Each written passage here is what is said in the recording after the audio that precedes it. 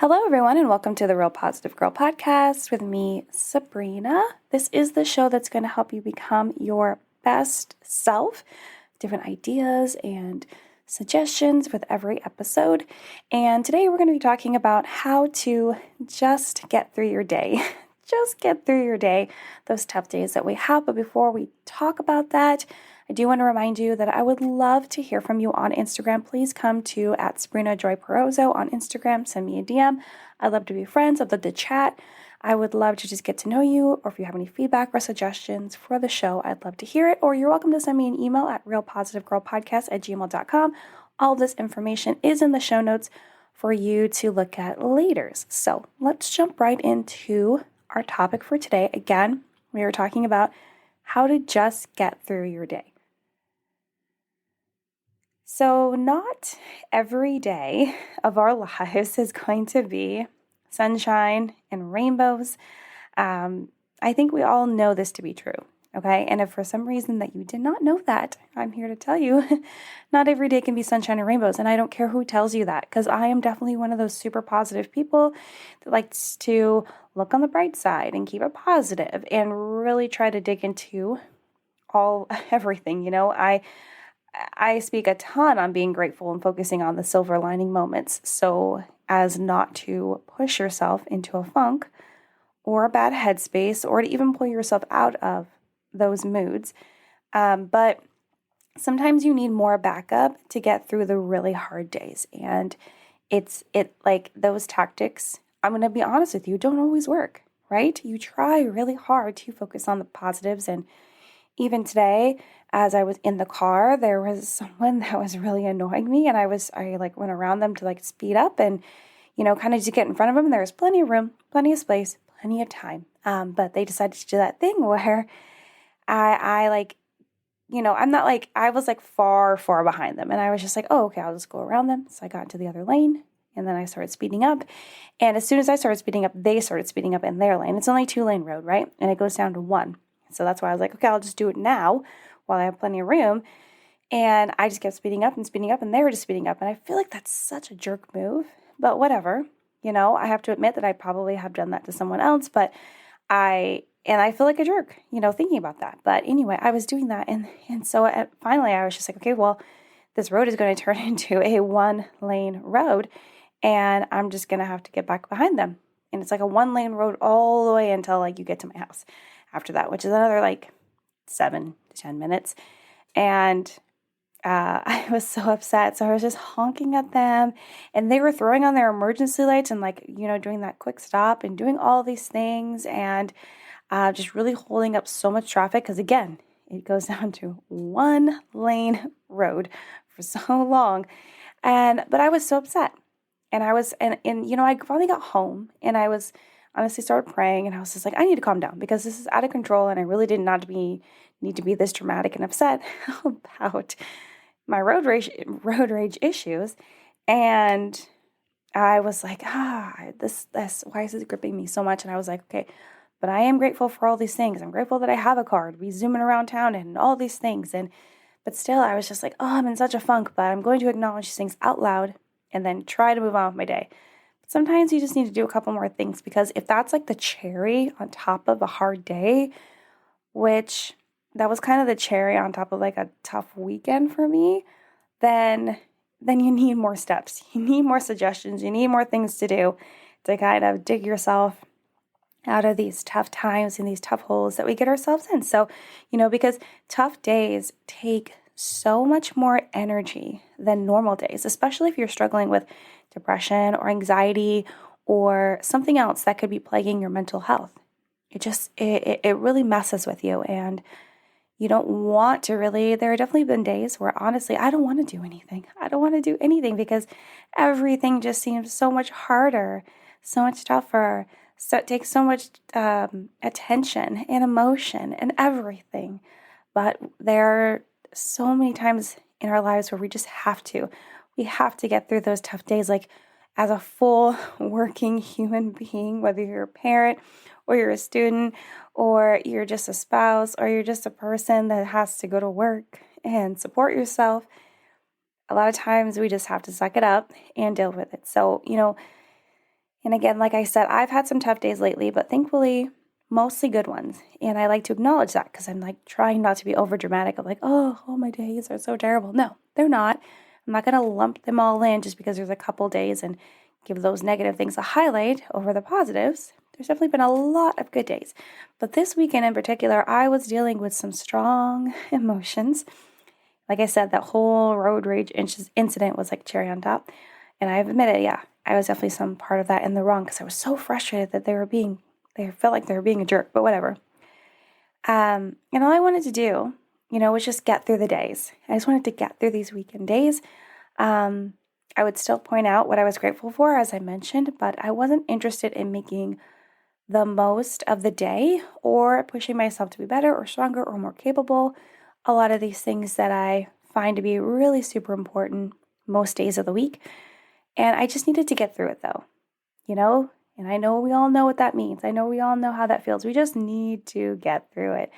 I needed to get on the other side of it so that I could get back to being my best self. So we all have really bad days or weeks or just seasons in life. And it can get tougher and tougher to navigate each day if those days continue to stack on them, right? So let's say you have like a one bad day or two or three, and you're like, okay, and then there's a break, right? There's a break after that third day that's really tough and really hard. And you're like, oh, thank goodness. Thank God that this day has come because now I don't have to deal with all this crap that I've been dealing with.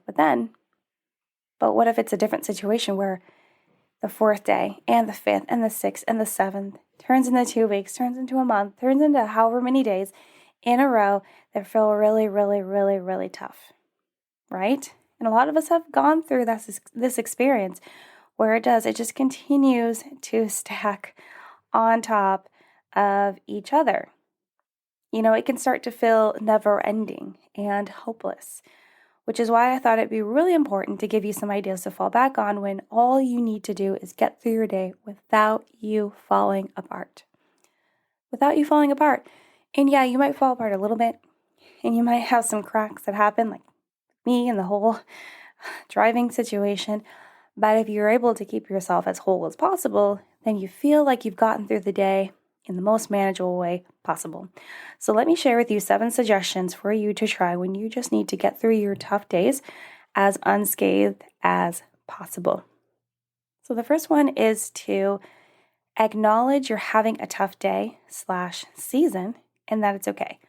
I know there's a lot of lists, tips, suggestions, whatever you want to call them, where I give you this sort of tip of just acknowledging that you're having a tough day and know that it's okay. Because if you don't take the time to acknowledge that you're having a tough day or a tough season and that it is okay, then you might continually tell yourself that why is this happening to you? It shouldn't be happening to you. It's not happening to everyone else when really it's happening to everyone else. And it may not be simultaneously happening to everyone else, but it has happened to everyone else. And by acknowledging it, especially out loud, I encourage you to do that. Find a place like in your car or in the bathroom or wherever in your closet where you can acknowledge to yourself that, yes, I'm having a bad day. I'm having a really tough day right now. Or I'm really having a tough couple weeks. These past few months have been really tough. Last year really sucked, but it's okay. It's okay that I'm going through these tough times. It's okay that I'm going through these rough seasons because I know it'll make me stronger. And I know that I will be capable of pushing through even harder things that may come in the future, that probably will come in the future. And it won't seem as tough as it is now because I will have gained so much strength from this experience. Now, you can tell yourself that it's really good in the moment, but then you're like, this doesn't solve a problem for me, Sabrina. I know it doesn't solve a problem, but it tells yourself in that moment that you are capable and you are able and that it's okay that this tough stuff is happening to you. You are not the only one that's going through this and that it's okay and you will get through it. And if you just acknowledge that to yourself, it's kind of like calming yourself down, like, okay, this is happening. This is what we're going through, and we're going to navigate through it, and it's going to be okay. We're going to come out the other side. So I really would encourage you to acknowledge that you're having a tough day in season and tell yourself that it's okay. The second one is to find someone you enjoy talking to and have a chat. So make sure, I feel like a lot of times, most times, I am very particular with the words that I choose because it makes a difference. So if I were to be like, just talk to someone, find someone to talk to, which I feel like in other lists and tips, I've definitely said that because maybe it doesn't matter as much. But if you are having a really tough time, and especially if it's stacked with those things that are kind of plaguing your mental health, like anxiety or depression or anything else, you want to talk to someone that actually you enjoy. So I would say find someone that you truly enjoy. Now, if you enjoy your therapist, talk to them. I would say, like, if you don't enjoy your therapist, find a new therapist so that you can enjoy them and so you can talk to them. I just want to put that out there right now. But maybe you have a family member or a spouse or a friend that you're really close with or a mentor that you do enjoy talking to. Like if you have a friend and they're a great friend, but you don't really enjoy talking to them, believe me, I know that sounds weird, but I have a friend like that. I really like having them as a friend. I just don't really enjoy having like deep conversations about my emotions with them. Don't talk to that person, okay? Find someone you truly enjoy talking to that you trust, okay? You definitely trust, and have a chat with them because really just talking to them about what you're going through, what you're experiencing, or even if you want to talk to them about something fun, maybe something that you're looking forward to, something that's coming up, something or like a fond memory, or or a fun TV show, or a movie that you guys have like mutually seen, and really just go over it and have something that's like light and fun, but you could also go deep and emotional and just be able to express yourself to someone else and like get it out, whether on the phone or a video chat or in person would be fantastic. The third one is to complete tasks one at a time and giving multitasking a break. I feel like I'm the queen of multitasking. I feel like a lot of moms, especially moms at work, are the queens of multitasking. And I don't mean that moms at work are superior. They're just moms. That's not what I mean, ever. Just want you to know. It's just like I feel personally as a mom that works full time, I have to be able to multitask very well because of the lack of time that I have. And so regardless of whether you're a mom that works, whether you're just a student, spouse, whomever, grandparent, whatever it is, I would say that if you are having a tough time, like a tough day, week, whatever, and you just feel really overwhelmed, like life is throwing too much at you, okay, well, if you have a lot of things to do, you could, I didn't write this in the list because it can be really hard for people that struggle with perfectionism. You can ask for help. You can ask someone to come alongside you and help you with whatever needs to get done. But if you can't do that, which I understand, it might be really hard for you to actually like break that barrier and let your guard down and have someone help you. If you can't do that, then at least give multitasking a break and just complete your task one at a time. It's kind of like a baby steps approach. You're like, okay, well, instead of having to like clean the kitchen, all different parts of the kitchen at once, maybe like, okay, I'm just going to do the dishes, and then I'm going to clean the stove, and then I'm going to clean out the fridge, and then I'm going to clean the counters, and then I'm going to empty the garbage, and then I'm going to sweep or vacuum or whatever, and then I'll move on to the next thing, right? Or if you need to go, I don't know, shopping, maybe if you go to like a really big store where it has like both groceries and then like housewares and stuff like that, just make sure that you're going like section by section, because there's definitely people I know. I know that might sound like super simple, but some people do just like shop all like crazily around the store. Like keep your list organized so you can just do piece by piece. If at work you have a lot of tasks, really find tasks that you can do one-on-one and maybe like prioritize your list of like what's most important or when things need to be done by a certain due date, and then do them in that order so that things don't get out of control for you to be able to actually handle. So instead of like trying to do 4 things at once, make lists, prioritize them do one by one, and it'll help you reduce any anxiety that you may have and not feel as overwhelmed by these things that you have to get done in comparison to the overwhelm that's already trying to take you over with all of the circumstances and problems and whatever may be going on in your life. Number 4, I'm laughing because you'll see in a second. Number 4 is to try a little self-care. And I literally wrote in quotes, if you read the show notes, I know it's cliche, but it helps.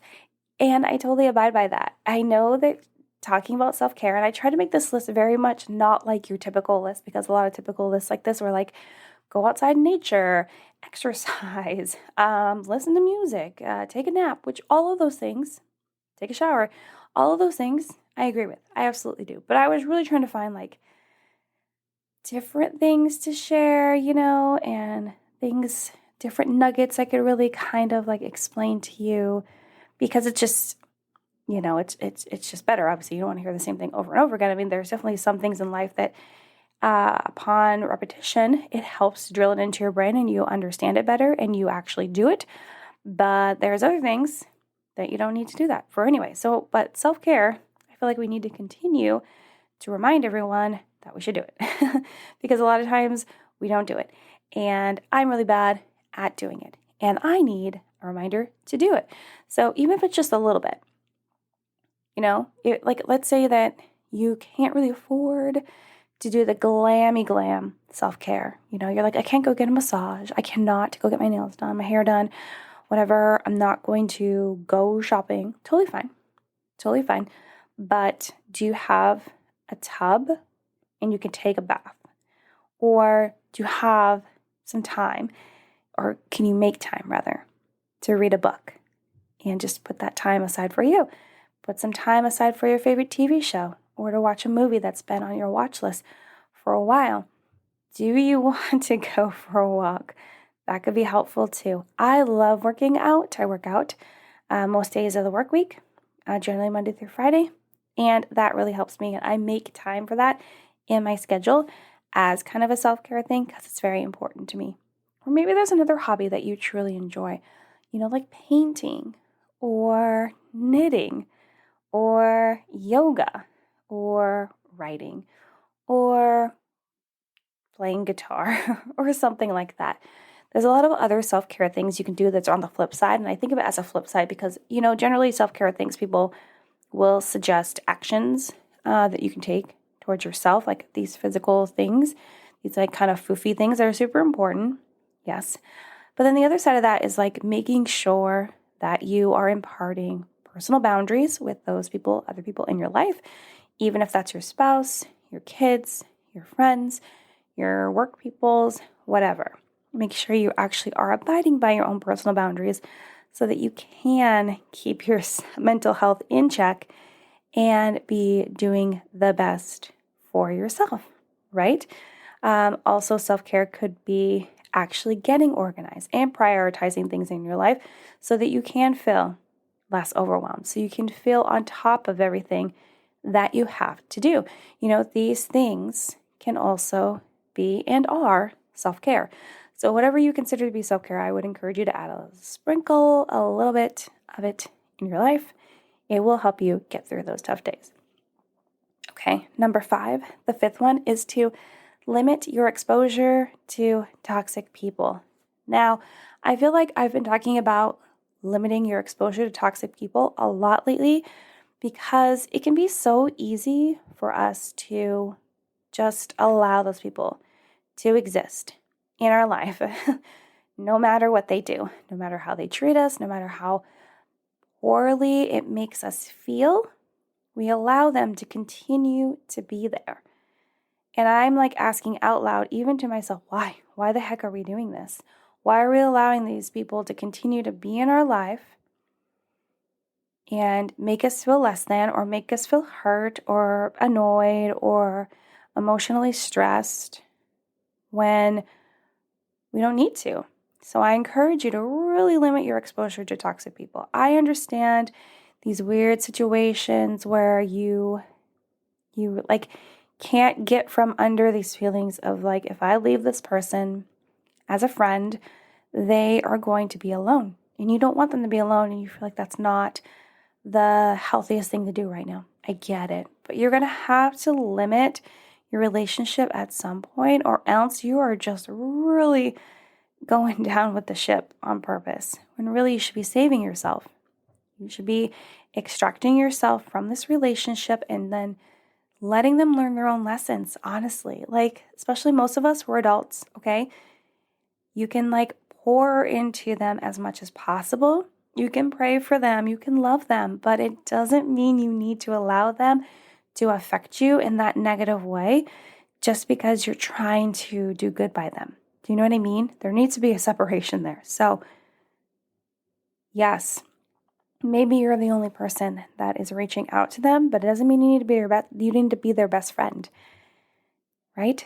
It just means that you're going to be kind to them and accept them and try to be there for them as much as you are able to, while also still taking care of yourself. Okay? So limit your exposure to toxic people. That would be so helpful for you to be able to just get through these tough days. The seventh one, no, 7. I said, how can we go from 5 to 7? I get it. Okay, so number 6. Number 6 is to remind yourself you are not your problems or situations. I like the thoughtful ones. I think that people that have been listening for a while know that. The ones that make you think and consider yourself and what you're going through and who you are. So remind yourself, you are not your problems or your situations. So if you're going through whatever it is you're going through, you are not that problem. So let's say that you're going through a time of not having a job, okay? I know a lot of people during this situation that we're in the world have lost their jobs. Even though right now in the world, it's like everyone is hiring, okay? I don't know if it's just me and where I live, but everyone's hiring, like everywhere. And everyone's like, we're paying like $20 an hour and everything. So this is like the time for people to get a job. But I know that, but maybe for your industry or whatever you're good at or whatever you have skills in, experience in, you can't find a job. But just because you are unemployed and you're unable to find a job doesn't mean that needs to define you. Doesn't mean that's all you are. It doesn't mean that fact has to dominate your life and everything you are. You know, you're not less than because you don't have a job.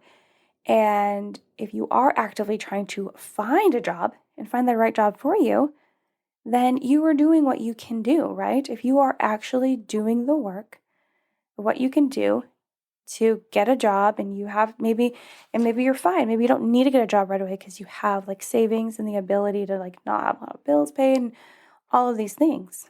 That's fine. But I want you to know that you are not your problems or your situation, right? You are not like this girl, the girl or the guy that has no job. That's not like your title in the world. It's just like, that is just like an aside kind of thing. Like, okay, you are this lovely, amazing, beautiful, hardworking person that does not currently have a job, but is working to get a job that will be even better than the last one that you had, right? You have to think in these kind of ways of understanding that you are not your problem. Or maybe you're having financial problems. You have a job, but everything with inflation has gone up and you are struggling to pay your bills. And you feel like you are now defined by the fact that you just don't have enough money for things. You have to find places to cut everywhere or get a second job or do whatever you need to do, make lifestyle changes, but you are not defined by that problem or that situation. You are not, okay? Or maybe you have come down with some sort of sickness or illness, autoimmune, whatever it is. That's something that I struggled with because I have an autoimmune disease. And for the longest time, I was like, oh, great. Now I'm like one of those people with an autoimmune disease. It means I have to be careful, run everything. And there is definitely places where I have to be careful. But I had to stop allowing it to identify who I am, because that is not who I am. It's just a little piece of me that I understand about myself and I recognize about myself, but it's not everything, okay? Okay. Remind yourself you are not your problems or your situations. It's just a part of you. It's just a piece of everything that you are. The last one, number 7. Now it's number 7. Find small things to look forward to at the ends of your days. You're going through a tough day, tough time, even if it's the smallest thing, even if it's like a walk with your dog outside after work, or maybe it's a TV show, or maybe it's a new YouTube video, or maybe it is some sort of post on social media that you're looking forward to that they've been teasing up that's going to happen or may happen. Maybe you're going to take a bath tonight. Maybe you're going to read a book. Maybe you're going to, change your sheets. And you're really excited about that. Sometimes I get really excited about that. Maybe you are going shopping. Or maybe you're going to a workout at like a gym. Or maybe you're meeting up with a friend. Okay? Find something. It doesn't have to be something extravagant like, oh, I'm going shopping for this amazing thing. No, it could literally be, wow, I'm excited to make this meal at home because I really enjoy cooking, or I really enjoy baking, or I really enjoy doing this, that, and the other. And I'm looking forward to engaging in that activity at the end of my day. And if you're able to find something that you actually can look forward to at the end of your day, it'll continue to drive you forward to finish your day off in the best way because you have this light at the end of the tunnel. It's like this, little excitement bubble that's like, okay, man, at the end of my day, I get to spend an hour reading this book. And I used to be like that a lot. I've been getting back more into reading because I thoroughly enjoy it, but I was not making time for it. And there are times now where I'm like, oh yes, before I go to bed, I get to sit and I'm going to read a chapter or two of this book, and I'm really excited for it, right? Or I'm going to take a bath tonight because my legs are really sore, and I'm looking forward to that. And while I'm in the bath, I'm going to watch a TV show, right? Or, oh, this was me today. I have half a piece of chocolate cake, gluten-free chocolate cake, so good, in the fridge. And I'm looking forward to eating that tonight after dinner. So it's just these little things that you can find to get help, propel you through the day, because it's something that gives your heart a little bit of joy, find that joy to lean into, and makes it a lot easier to get through those tough days, okay? So I just encourage you to try some of these suggestions. If you are having those really hard, tough days, weeks, seasons in life, and you're finding it almost impossible to really get through your days without falling apart, maybe try some of these, and they could really, really help. And hopefully these are great suggestions. And, I want you to know that I understand the pain and effort it can take to just get through really rough days. I do. But it's better to find the best, most supportive way than one that just causes more drama or dissatisfaction to get through those really tough days. So that is it. Thank you so much for listening to the Real Positive Girl podcast. Again, with me, Sabrina. Please check the show notes for how to get a hold of me on Instagram, which is at Sabrina Joy Perozzo, or send me an email to realpositivegirlpodcast@gmail.com. I'd love to hear from you. I'd love to get to know you, become friends online, chit chat, and receive any of your feedback or questions or prayer requests. But until next time, have a good one, and I'll see you next time. Bye, guys.